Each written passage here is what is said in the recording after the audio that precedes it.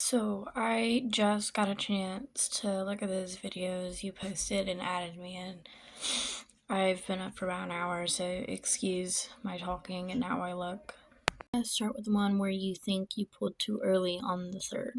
I think you let him drift out some on the second. Like if you're gonna go turn that barrel and you're coming out of it, you want them to be tight coming off of it. Not tight to the point their butt or your foot's gonna hit it, but tight enough to where they're gonna be straight going with that third. And he's also massively cheating you. So if you're going into the barrel, and I'll put a couple examples up, but if you're going into the barrel, you want their butt to be dropped and their shoulders to be up. Instead, he's like this. His shoulders are dropped and his butt are up.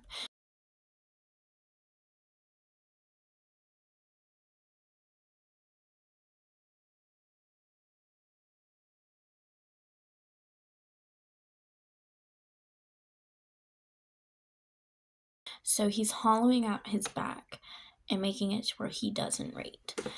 And then from the whole video I watched the whole thing. I think a tie down, like a light tie down, might be beneficial because he seems to like to go like this and like get away from the pressure of the bit. And then kind of something else that I've picked up on, it's not huge, but it's his lead changes. He needs to be changing the front and the back. Sometimes he only changes the front and not the back. But it takes a lot of skill for horses to change both of them. Like, when you go to turn your first barrel, his butt is already kicked out. When you want to go turn, you want their butt to be in as far as you possibly can, like towards the alleyway.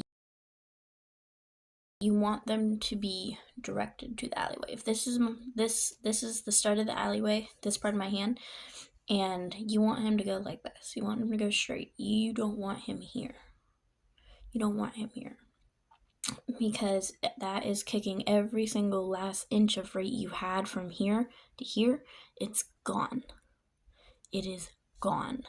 The more he tosses and tries to get away from the bit and from the pressure, the worse your turn is going to be.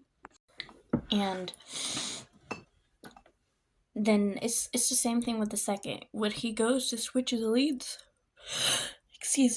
when he goes to switch his leads, he kicks his whole butt out.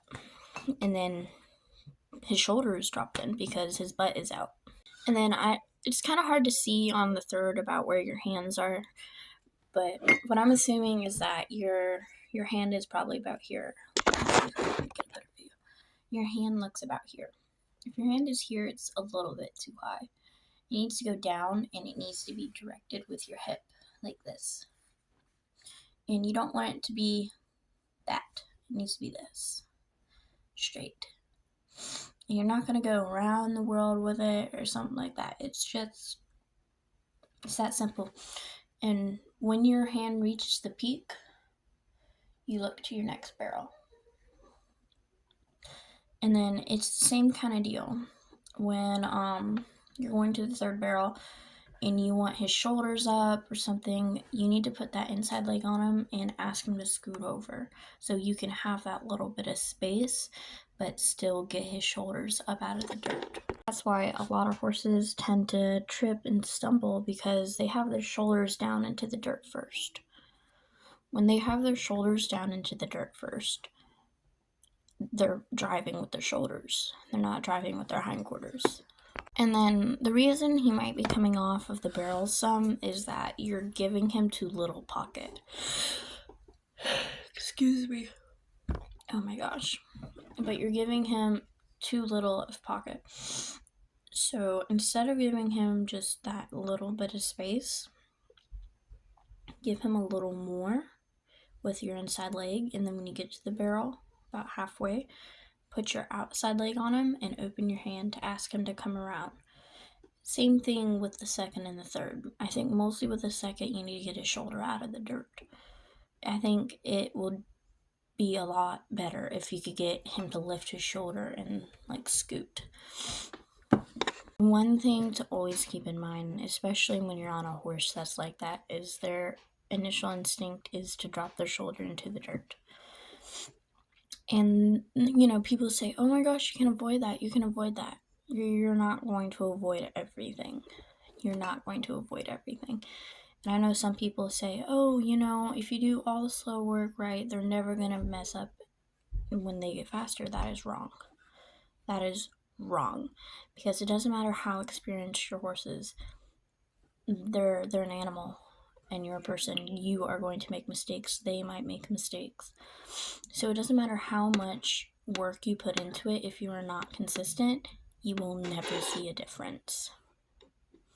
Now, if you stay consistent, you lope the same circles, you do the same thing, and you do all that fun stuff,